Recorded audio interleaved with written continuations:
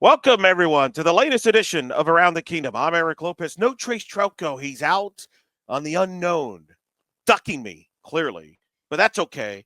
We've got to find fill-in here. And Jeff Allen joining us. Of course, you listen to him on the Jeff Allen Show and multiple shows you're hosting. How you doing, Jeff? I'm doing good. To your point, right here on the Suns network as well, and it's great to be here and a chance to, you uh, do the thing with the swords with you. I like that. Coming up on this edition of Around the Kingdom, the fastest UCF show around. UCF football starts practice next week. What are we looking forward to, everybody? We'll talk about that, as well as basketball. What is the legacy of Darius Johnson? We'll discuss debate that, as well as the latest in baseball and softball. That's all coming up on this edition of Around the Kingdom. Jeff, we're going to begin with Mr. Scott Frost. Evaluate here how you feel about the first 60 days of the Scott Frost era here at UCF. Well, it's very tempting to be nostalgic and think, okay, here comes the man who lifted UCF football to great heights, and he's here to do it again. So obviously, you have to temper your enthusiasm. This is a rebuild, and we've got a long way to go.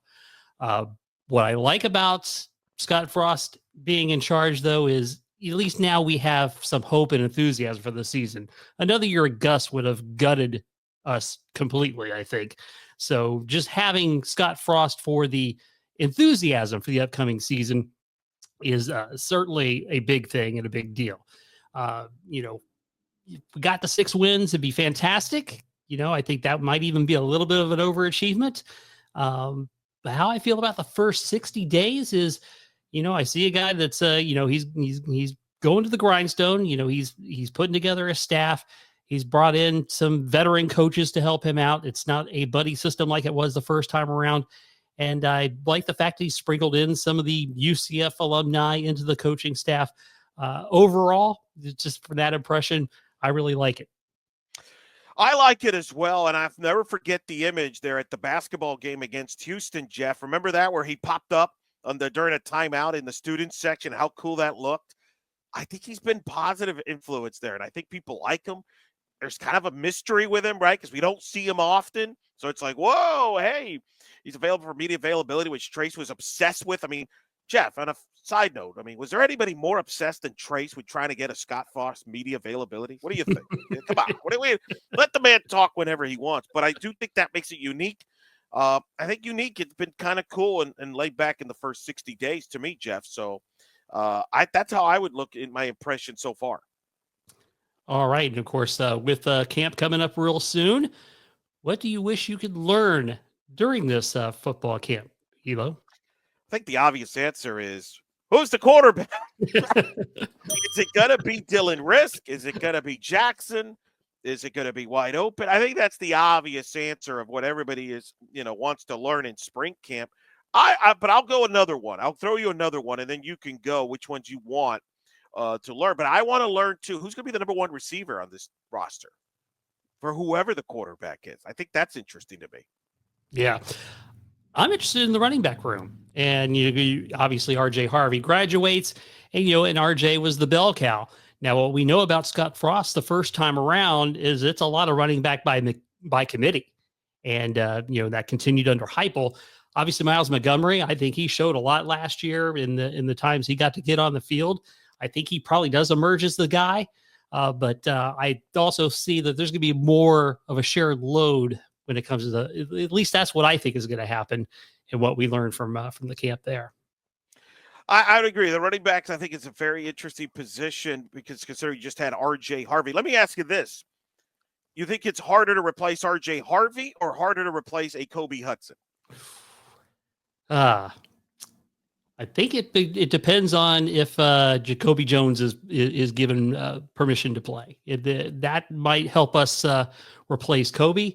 I think it's going to be harder to replace RJ because RJ was the offense. So I think that's a bigger carry and a bigger ask. Only thing I think is running backs, you usually find a lot of guys that can carry the ball. You supposedly have recruited very well. That's what I would offset with that. But I think the wide receiving core is the bigger question that I have, and I want to learn more about. Now, you might be right at the end, that the running back position is the greater need after you lose a legendary running back. But I think the wide receiver, Jeff, when's the last, what standout that you feel comfortable? Do you feel comfortable today with what's on the roster? Yeah, I would say that's a big question mark for sure. All right. Talk defense here. Of course, right now on the YouTube channel on the Sons of UCF, you can see interviews with defensive coaches on the staffs are now available on the Sons of UCF. What do you like and what concerns you about this defensive coaching staff, Jeff? So you look at the defensive coordinator, Alex Grinch. So, you look at his resume, there's a lot of mixed results there. He's had some positives. He's had some negatives with teams he's with. What I'm interested to see is, did he pick up things from Luke Fickell at Wisconsin? Because, Luke Fickell is a great defensive coach, and that's how he made his bones with Cincinnati and moving on into Wisconsin. I like the fact that, Kenny Martin is back, continuity. He's done great work with guys like Ricky Barber and Lee Hunter. Mike Dawson, this is a guy that's got tons of experience. He worked with Frost at Nebraska, tons of experience, and including time in the NFL. So I think there's some, it's good to see that because you also get that with Mark D'Onofrio, another longtime veteran. So had some time in Miami, so he knows something about, the Florida talent and things along that line. And then you got a young guy like Brandon Harris. So, he looks like he could be an up-and-coming coach through the ranks. So overall, I don't have deep concerns. I think obviously they have to gel. And but I do like the fact that there is more experience brought in this time around. I think the interesting thing is you got guys who've got a chip on their shoulder, something to prove, right? After maybe their last stops didn't go as well as they would have liked, kind of similar to Scott Frost in a lot of ways. How much is that motivation? How much is that a positive to this program and this staff? How much of it is a concern? Are they in it for the right reasons? I think they're both intertwined there. Is Alex Grinch has been nominated for the Broyles Award in the past, but certainly things didn't work out for him at USC under Lincoln Riley, or even before that at Oklahoma. I think that's honestly, to me, Jeff, that is the most fascinating part to me about this team is how that's going to work defensively and what are the grounds for that. Because I remember in 2016, everybody liked Eric Chinander, and then we turned on him at the end of 2017. So I don't know how do you grade all this with the defensive side of the ball? I think we're kind of volatile when it comes to, we like you one day and then the next day, get out of here. Yeah, at the very least, though, we're hoping for any improvement over what we've seen over the last couple of seasons for sure. All right, NFL draft is coming up, and of course, UCF's got a few players that are in the mix for that. We're talking about B.J. Adams, R.J. Harvey, Kobe Hudson, Mac McWilliams. So, Eric, give me your thoughts on are there some rising and falling for these guys in the as far as what they're looking like for the NFL draft? Seems like obviously good. RJ Harvey had a good weekend, made a good impression. Some speculation he could be a top 3, top 5 back range drafted. It sounds pretty confident he's going to get drafted there. I haven't really heard much about the others, especially the Kobe Hudson's there. I think he's got to prove he could be consistent there. But to me, RJ Harvey probably is the one that right now has positioned himself to be at least no worse than a day 2 draft pick. Yeah, and of course, I do not watch the draft, the underwear Olympics, as Bill Parcells calls it. I get you get the clips here and there. Obviously, RJ is a guy whose stock is falling. Interesting name that I think might be a potential late round pick would be Amari Kite. He was pivotal in the run game, reliable pass protector, big size, and he could be kind of like a swing tackle in the NFL. And again, I think to your point, Hudson, he's got to prove consistency. Drop balls is something he's got to shore up for sure. Let the record show, first time in the history of Around the Kingdom, I believe the word underwear has been used in an answer. Something new. Hey, who knew? All right, let's get to some rumor innuendo here, Jeff Allen. There's a rumor out there that North Carolina Bill Belichick will be featured on Hard Knocks this year. What do you think of that idea? Do you like it?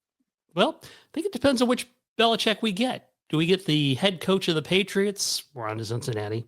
Or do we get the guy who's been great on television in the last year as he filled his role? We get that guy, Hard Knocks will be pretty good. But if it's old coach speak, it's going to be, probably marginal at best.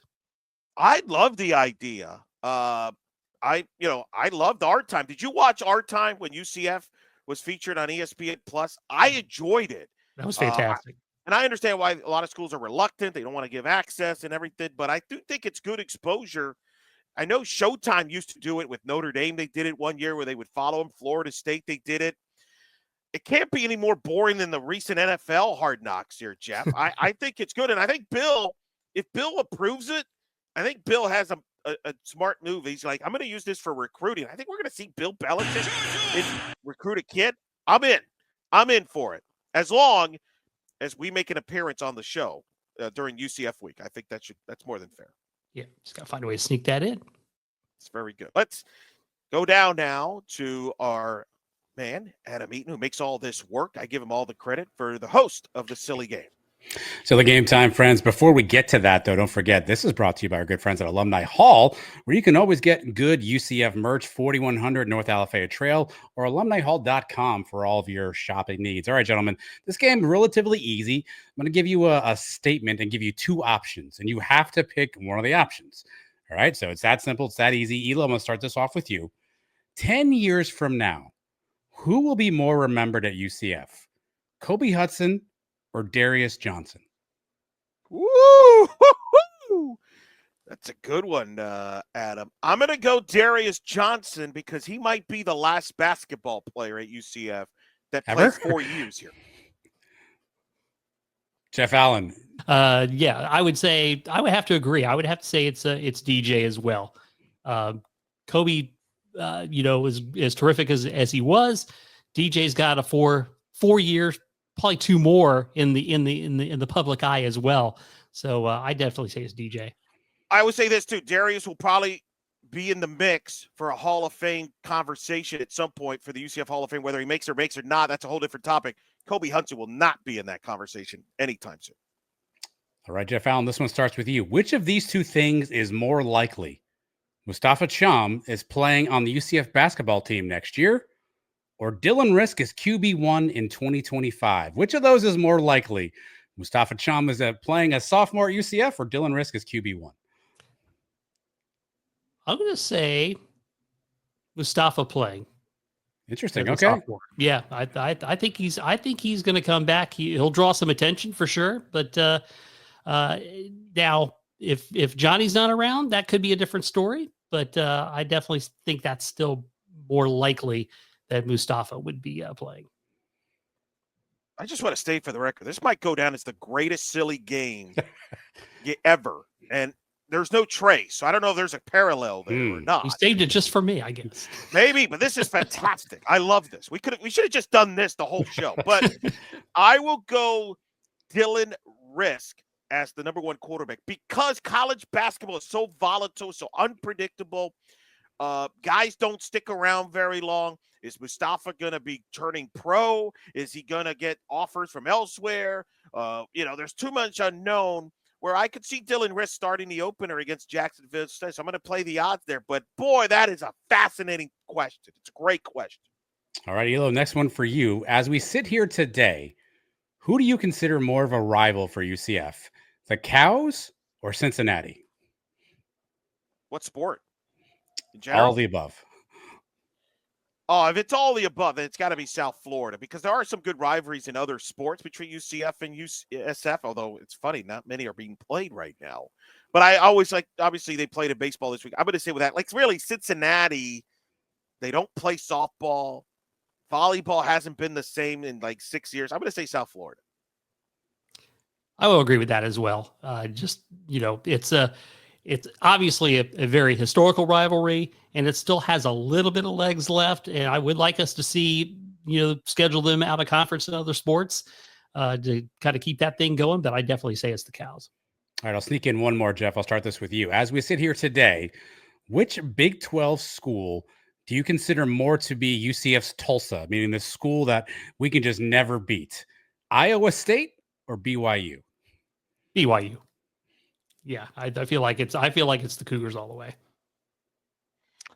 When it comes to basketball, and football, those are good choices. Again, this is a fantastic silly game. This is This is your top game, Adam. You're on your A+ game right now. And it's difficult. I'm going to go Iowa State only because, boy, look at how they blew that football game.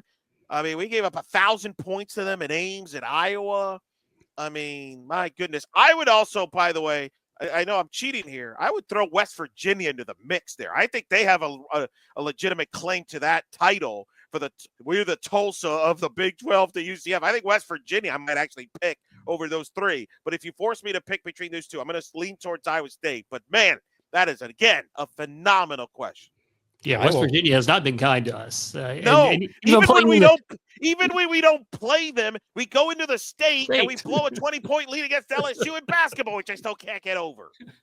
Well, in honor of Trace and Seinfeld, I'll leave on a high note. Well, speaking of basketball, I did not watch a second, Jeff, of UCF's loss to TCU because I was on the air broadcasting softball in my marathon weekend, but I heard it didn't go so well. So now UCF comes in, final home game Wednesday against Oklahoma State, and then they wrap up the regular season at West Virginia before going to the Big 12 championship. Your thoughts on basketball, what happened with TCU and moving forward? Yeah, and of course, I was watching you do softball. Thank you. At the same time that hoops is going on, and very disappointing loss to TCU, game that they were never in at all. And we've seen that a lot this season. A lot of while we've had some close games where they could have gone either way, we've had some games where we've just got run out of the building. Not feeling good about the next two either. I'm just not feeling it going into the conference tournament. I think that's going to be a one and done. And that's going to be just kind of a fitting into how this season has gone. Definitely have not, with that early optimism, of course, we've seen it time and time again. And then conference play starts. It's just like, the balloon, the air just starts coming out of it. And we go into these free falls and ultimately it ends up being another disappointing season. Well, and I want to get into it more in depth in overtime when you and I talk about that a little bit, because I want to get your perspective on your thoughts on the whole overall season and where you feel about that, because I think you make some interesting points. The defense obviously has been the issue all year, so I'm not surprised that they're struggling all of a sudden down the stretch here because teams have, they can't stop anybody there. I just hope they could get a split here. I don't like their chances at West Virginia, as I just referenced in the silly game. UCF teams have not, I'm talking every sport, has done no success in West Virginia. Soccer, State. Yeah, soccer, name it. They've all lost there in that state. So hopefully they beat Oklahoma State, but this Oklahoma State team put up like 100 on them in Stillwater a couple weeks ago, and they're playing a lot better. So I don't know what to expect. I hope they at least could finish above 500, but I'm with you. Unfortunately, as we'll get into more in overtime, this season ended a few weeks ago from the postseason aspirations, and I think there's certainly a lot of questions moving forward. Yeah. Well, of course, we did reference Darius Johnson earlier, and of course, he will be, capping off his final season at UCF. How will DJ be remembered? It's a good question. I think he has gained a lot of support and fans just by being around, right? Like, in college basketball, for people that don't follow it, it is hard. It's a year-to-year sport. The roster is flipped every year. And here's a guy who has stayed through it all through 4 years, and he's gotten better. I think we'd agree. Like, his last 2 years have been his best years. I know Michael Dono, a good friend of mine, former UCF point guard, ESPN analyst who you've had on your show, has said that he thinks he'd be a future UCF Athletic Hall of Famer. I think that's an interesting topic. I think if he would have led this team to the NCAAs, I think he would be 100% locked in. As it is, he's had a really good career, very productive. I think he's going to be remembered very positively as one of those players in the early Big 12 years as the face of the program because he's been around. And again, I'm being serious. I don't know if we're ever going to have another UCF basketball player of that significance play here for 4 years because of the way the landmark is now in college athletics. Yeah, that's going to be very difficult for anybody to achieve. And you look at, you think about it, basically we've been locked down a point guard between BJ Taylor and DJ for 8 years. When you think about that, that's a pretty remarkable run. I wish he would have gotten an NCAA tournament appearance. I think that would definitely have enhanced his legacy. to some degree that, BJ Taylor got that. It would have been nice if we could have gotten a NCAA tournament or, winning a conference tournament out of that. I think that would have been really, really nice. But overall, you can't help but say great things and how he's matured as a player. And especially Absolutely. this season, he's really definitely stepped up to be the leader of the team this year. He's done good stuff, and wish him the best. And it'll be tough. I mean, that'll be unique. That senior day against Oklahoma State, probably the most significant one that UCF I think has had in recent memory, maybe since Taco BJ. Yeah, right. I mean, that was a big senior day with those two legends. So, yeah, I hope that should be fun. Hopefully, people give them a good round of applause there. Meanwhile, Big 12, what has happened at Kansas? Jeff, you do the Big 12 minute on Suns Live. And Kansas is unranked. They just lost to Texas Tech at home. Fans are turning on their players. To me, that stands out. Houston, congrats to them. They've won now back-to-back Big 12 championships. But what stands out to you in the Big 12? Well, of course, Kansas, Bill Self putting out statements after a loss. Yeah, what's that about? That's really, really, really weird. But I tell you what, I'm gonna go on the limb, and I'm gonna say that this will be the year Houston claims a national championship. Woo! Yeah, this year, last year they had a great season, but they got killed by injuries at the end, and that derailed them. This year they've got health, and they play defense, and defense will carry you in the tournament if your offense struggles. So I definitely like that aspect. I think the Cougars are going to go all the way. We got a little time, so I'm going to go after the bell here because we're ahead of schedule, which I like. Unlike Trace, he's always behind. So we now know what the problem is. I think Houston is a 1 seed overall. I agree. I think their Final Four good. This is the best shooting team that they've had there. I think Kansas is still a tournament team. Baylor's a tournament team. You've got Texas. Tech's had a great year with McCaslin. They're in. West Virginia's in. I think BYU, credit to them, man. They have peaked at the right time. They're going to get in. I think the Big 12 is 8 teams in. Do you agree with me on that right now? 8? 100%. And maybe if Cincinnati has a big Big 12 tournament, maybe make it 9. But I think 8 is the number. Yeah, I totally agree with that. And that's a pretty stacked 8 teams, too, that are going in. So I think that the Big 12 could definitely make noise come March Madness time for sure. No doubt. And it's if you're UCF, that's what's so disappointing is you were in position there with the win over Texas Tech and the win over Texas A&M that you thought maybe you could get in that mix. Maybe if you win that BYU game at home or something like that. Arizona State, same thing with Bobby Hurley. They faded. It just could have been 9-10 if a couple other teams could have taken care of business. But, that's life. All right, go ahead. Take over. All right. The game within the game, the standings on the season today. Congratulations, Elo. You have hopped into in the second place, right behind Adam. Adam's got 48. You got 47. Trace is at 46, and Andrew's at 45. So at TCU, the points kind of went like this. It was 3 points for Andrew, 5 points for Adam, and then Trace. He had Darius Johnson with the second pick and let him in scoring with 20 points. He had Hall with 14 with Andrew Jerry. Trace and with Mustafa only had 10. I had Mikey Williams at 11. It's going to come down to the last game, which Adam and I may have to talk. Trace, is it the last game West Virginia? Is the last game of the Big 12 tournament? Well, we may have to determine that because it's going to come down to the last pick without question. That's going to be tight. I know you're not. We got to get you in on this next year, maybe.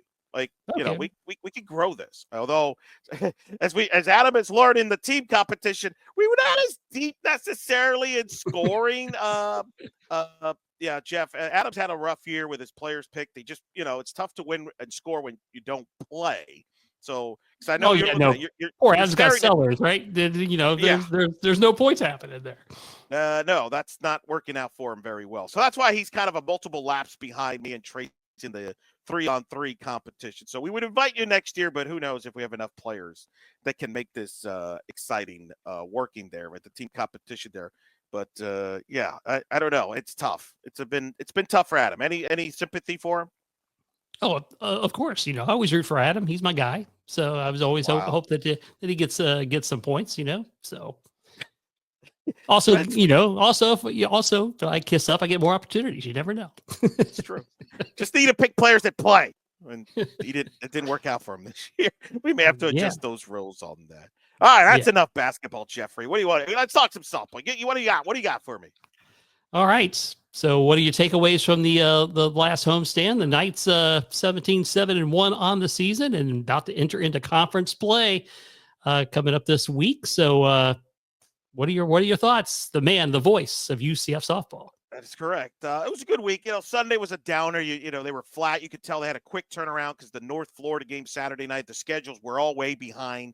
So they didn't get off the complex till 11:30 at night. They ran into a good freshman pitcher Georgia Southern has, and just kind of ran, made a late run, didn't come out. But overall, good week. 5-1 in the tournament. They beat FAU earlier in the week in Boca Raton, and Monday's first RPI, official RPI that came out by the NCAA, UCF sits at 23, Jeff. That is fantastic. To put that in perspective, last year, a more veteran UCF team came in at 62 at this point. It's the best RPI start since 2022 when UCF was 19. I think we know how that year went. They hosted a regional. I'm not saying that's going to happen. The RPI is very volatile. The pitching has been tremendous. 4 shutouts this week from this UCF pitching staff, but they're going to get tested this weekend as they open Big 12 play against an Arizona team that I expect to be in the top 5 in all the major polls this week and is a legitimate Oklahoma City World Series contender. One of the best offenses. They're the number 1 offense in the Big 12. Got to go to Arizona, Hillenbrand, a historic stadium there. It's a very offensive-friendly stadium, so it's going to be a challenge for this young UCF team. Next 4 games, Jeff. At Arizona for 3-game series, then a midweek at Florida. Hello. That is amazing. But as you know very well from talking to Coach Paul Malone, that's how she schedules. Yep. I think that schedule will prepare them well as they go into the Big 12 action. And I do really love what the pitching has done this season. I think, we had before the season, you're thinking, okay, who's going to be the players to step up? Our freshman Lopez, my God, she has pitched tremendously. Isabella Vega, absolutely, yeah. with a great performances. And some of the young hitters are starting to come. Easy Mertez, Beth Damon. It's a young team. Remember that. Very young team, still growing. But I think they're off to a great start. To be at 23 in the RPI, they've put themselves in position. If they do okay in the Big 12, they can make a tournament for the 5th straight year, which I think would be a massive success, considering really it's technically a rebuild year. I mean, nobody wants to say that, but that's what it is. And ahead of schedule. Maybe ahead of schedule is a good word. A team that's right now going on is baseball. Baseball just took 2 out of 3 from the Cows, winning the last 2 games. They're now 8-3. They got a big matchup against Florida at home on Tuesday, and then host Monmouth on a 3-game series. What's been your thoughts on the Rich Wallace team year 2? Well, as I said to your point last week, you cannot get anything about this team based on the annual beating of Siena, where you score 50 runs every weekend that they play them. So you really can't, you have to take that out of the equation. But what we've seen so far is a nice rebound after a quick 3-game losing streak. They beat the Cows, run ruled them twice after getting run ruled the first game. Liking what I'm seeing so far. Looks like the bats are cooking, and that's a great thing. Pitching, obviously, it always comes down to pitching, right? No matter whether it's softball or baseball.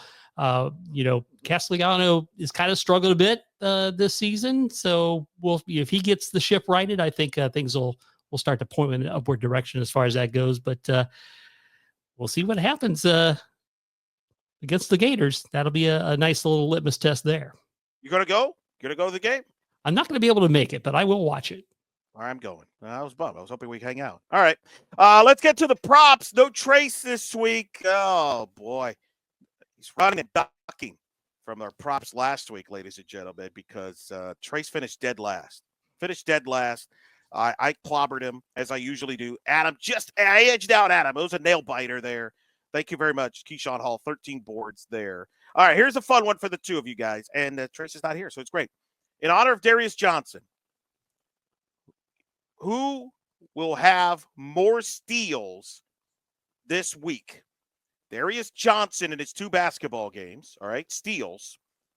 Sierra Humphreys, UCF softball, who leads them in steals, or whoever leads baseball in steals. Any baseball player. I'll give you the field in baseball. Whoever gets the most steals this week for UCF baseball. Who would you pick of those 3?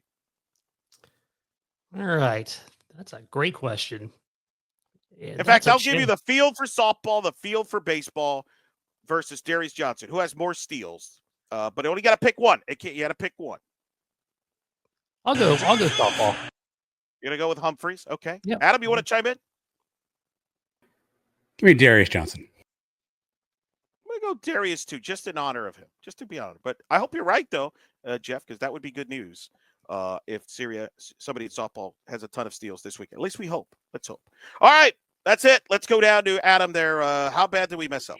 Not too bad. All right, guys, you talked about the running back room. Jeff, I would point out Scott Frost not afraid to play the young players that we saw as his first tenure, something Gus Malzahn would not do there.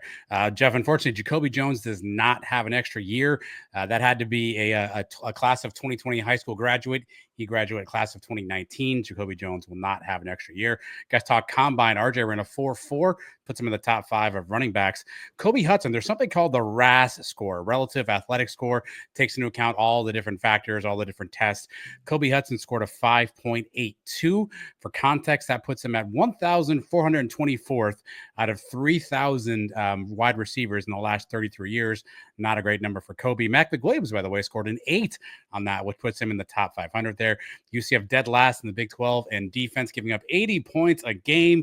And for the season stats, guys, I'm sitting at 212 right now with my 3 players, 2 of whom don't play. Elo, Jeff, will I break 250 by the time the year is over? I've got 2 games. I'm at 212. Can I break 250 with Jordan Ivy Curry, Jalen Sellers, and JJ Taylor? I don't think so, buddy. I think that's Wow. Whoa. We got extra sound effects here on Around the Kingdom. We got that. Okay, very good. All right, one more thing. Mentioned earlier, UCF softball comes in at 23 in the inaugural RPI. The Big 12 as a league is number 2 strongest conference in college softball behind, of course, the SEC. 9 of 11 teams of the Big 12 are inside the top 100, with 8 of the top 11 in the top 66, 7 in the top 50.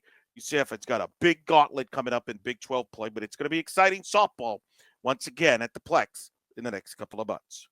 Make sure you check out all the editions of Around the Kingdom on your favorite podcast places, as well as on the YouTube channel of Suns Network. And, of course, Suns Live also coming out all week. And, of course, great content all week long on Sons of UCF. Make sure you subscribe to your favorite places. Jeff, this was fun. Good. Appreciate you coming on. Yeah, glad to be here. And thanks for opening up the chair for me. For Jeff Allen, I'm Eric Lopez, and for Adam, we hope you've enjoyed this edition of Around the Kingdom.